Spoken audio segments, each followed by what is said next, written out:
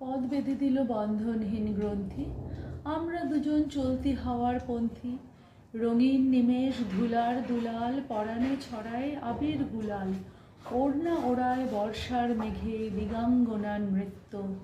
হঠাৎ আলোর ঝলকানিতে ঝলমল করে চিত্ত।